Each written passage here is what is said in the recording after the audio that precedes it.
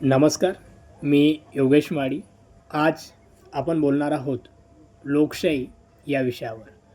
अलीकडील जे काही वातावरण आहे याच्यावर मी माझी एक स्वरचित कविता त्या ठिकाणी तयार केलेली आहे, जी की मी आपल्या समक्ष आज या ठिकाणी प्रस्तुत करणार आहे. चला तर मग सुरू करूयात. कवितेचे बोल आहेत, लोकशाही की दडपशाही. लोकशाही की दडपशाही, जनतेच्या मनात आज हाच सवाल आहे. सत्य बोलणाऱ्यांच्या वाटेवर मात्र का उभा अडथळ्यांचा हा जंजाळ आहे. आज व्यवस्थेशी तरुणाईचा हाच एक सवाल आहे. मत मांडणे हा प्रत्येकाचाच संवैधानिक अधिकार आहे. मतभेदांना उत्तर संवादाने हाच लोकशाहीचा खरा स्वाभिमान आहे. सत्ता क्षणभंगूर, जनता मात्र चिरंतर आहे. हे विसरू नये कुणी कधीही. न्याय, समता, बंधुता आणि स्वातंत्र्य यातच देशाची खरी समृद्धी आहे. प्रश्न विचारणे हा गुन्हा नाही, तर उत्तरदायित्व आहे. लोकांचा विश्वास जिंकणारी व्यवस्था, त्यातच या देशाचा खरा मान आहे. चला जपूया संविधानाचा हा द्वीप, विचारांना देऊया मुक्त दिशा. लोकशाही फुलेल खऱ्या अर्थानं प्रत्येक मनामनात. दडपशाहीला नसेल त्या ठिकाणी मात्र कधीच स्थान.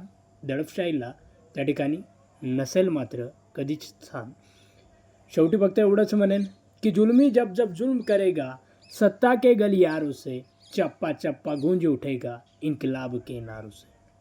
बांधवांनो, अलीकडील जे काही वातावरण आहे ते जर का आपण बघितलं तर लोकशाहीसाठी नक्कीच हे वातावरण पोषक नाही आहे.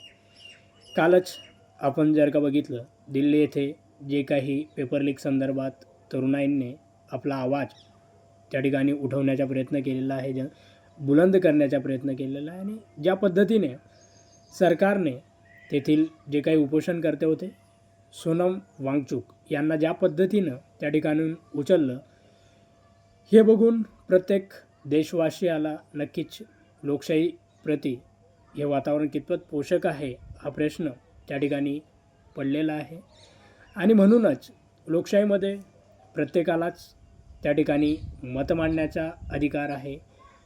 आपलं विश्वास, न्याय, अभिव्यक्ती स्वातंत्र्य त्या ठिकाणी आहे. आणि ज्यावेळेस शांततेने तुम्ही एखादी गोष्ट मागत असाल आणि त्यावेळेस त्याच्यावर गदा निर्माण करण्याचा प्रयत्न होत असेल, तर निश्चित हे वातावरण लोकशाहीसाठी पोषक नाही. आणि म्हणूनच आपण त्या संदर्भात आपला आवाज उठवणं, बुलंद करणं, बोलणं आणि सरकारने देखील कुठेतरी या संदर्भात नमती भूमिका घेऊन जी काही तरुणांचे व्यथा आहे, प्रश्न आहेत, ते समजून घेणं आणि त्यावर मार्गक्रमण करणं निश्चितच हे औत्सुक्याच्या त्या ठिकाणी ठरेल असं एक वाटतं.